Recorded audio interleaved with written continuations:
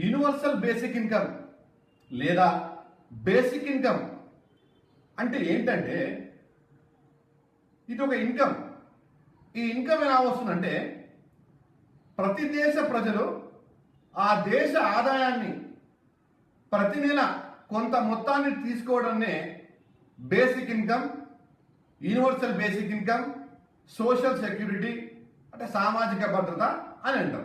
అంటే universal basic income అంటే ప్రతి దేశ పౌరుడు తనదైన భాగస్వామ్యాన్ని దేశ ఆస్తిలో తీసుకోవడాన్ని యూనివర్సల్ బేసిక్ ఇన్కమ్ అంటాం, లేదా బేసిక్ ఇన్కమ్ అంటాం, లేదా సోషల్ సెక్యూరిటీ అంటాం. ఎందుకంటే ప్రతి వాడు కూడా, ప్రతి వ్యక్తి కూడా, ప్రతి దేశ పౌరుడు కూడా ఆర్థిక స్వేచ్ఛతో తిండికి ఇబ్బంది పడకుండా పేదరికాన్ని పూర్తిగా నిర్మూలించడానికి, ప్రతి వ్యక్తి ఆర్థికంగా బతకడానికి, స్వేచ్ఛతో బతకడానికి ప్రభుత్వం ఇచ్చేటువంటి ఆదాయాన్ని, అంటే ప్రభుత్వం అంటే దేశం ఇచ్చేటువంటి ఆదాయం, దేశం ఎక్కడి నుంచి ఇస్తుంది? దేశ సంపద నుంచి ఇస్తుంది. ఆ సంపద నుంచి వచ్చేటువంటి ఆదాయాన్ని ప్రజలకు పంచడాన్ని, అందరికీ చిన్న పిల్లల నుంచి పెద్దవాళ్ళ దాకా అందరికీ పంచడాన్ని యూనివర్సల్ బేసిక్ ఇన్కమ్ లేదా బేసిక్ ఇన్కమ్ లేదా సోషల్ సెక్యూరిటీ అని అంటాం.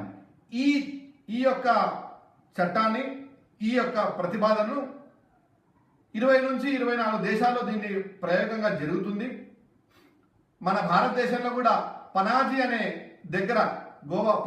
దగ్గర ఇంప్లిమెంట్ అయింది. ఇక మన రాజకీయ నాయకుల సంగతి మీకు తెలిసిందే కదా, 3 నెలలకే తన దుకాణం బంద్. మన దేశంలో 2017 ఎకనామిక్ సర్వే రిపోర్ట్లో చాప్టర్ నెంబర్ 9 183వ పేజీ నుంచి 222 వరకు ఈ ఎకనామిక్ సర్వే రిపోర్ట్ పుస్తకం మీరు కొనుక్కుంటే, అధికారికంగా కొనుక్కుంటే, దాంట్లో ఈ యూనివర్సల్ బేసిక్ అనే అంశాన్ని దాంట్లో అంటే ప్రతిపాదనలో పెట్టడం జరిగింది. సర్వే రిపోర్ట్లో చేర్చడం జరిగింది. భవిష్యత్తులో దీన్ని మేము ఇంప్లిమెంట్ చేస్తామని. కానీ దీని మీద ఇంకా చర్చ కావాలని ప్రభుత్వం అంటుంది. ఆర్థిక సామాజికవేత్తలు చెప్తున్నారు దీన్ని ఇంకా చర్చ జరగాలి, ఇంప్లిమెంట్ చేయాలా వద్దా, మహనీయులు ఏం చెప్పారు, అవతల వాళ్ళు ఏం చెప్తున్నారు, కోర్టు వాళ్ళు ఏం చెప్తున్నారు అని వీళ్ళు డిస్కస్ చేస్తున్నారు. కానీ పేదవాళ్ళు మాత్రము దేశ సంపదలో ఆస్తిని అడిగితే మాత్రము ఖచ్చితంగా తీసుకుంటారు. ఎందుకంటే ఆర్థిక బాధలు ఎంతున్నాయో మాకు ఆ విషయం తెలుసు. సో యూనివర్సల్ బేసిక్ ఇన్కమ్ గురించి ఈరోజు మీకు ఎక్స్ప్లెయిన్ చేశాను. చాలామంది యూట్యూబ్లో, ఫేస్బుక్లో ఇది ఇన్కమ్ అంటే ఏంటి సార్ కొత్త చూపిస్తున్నారు మీరు అంటే. ఈ యూనివర్సల్ బేసిక్ ఇన్కమ్ అంటే మిమ్మల్ని పని చేసుకొని ఇచ్చేది కాదు.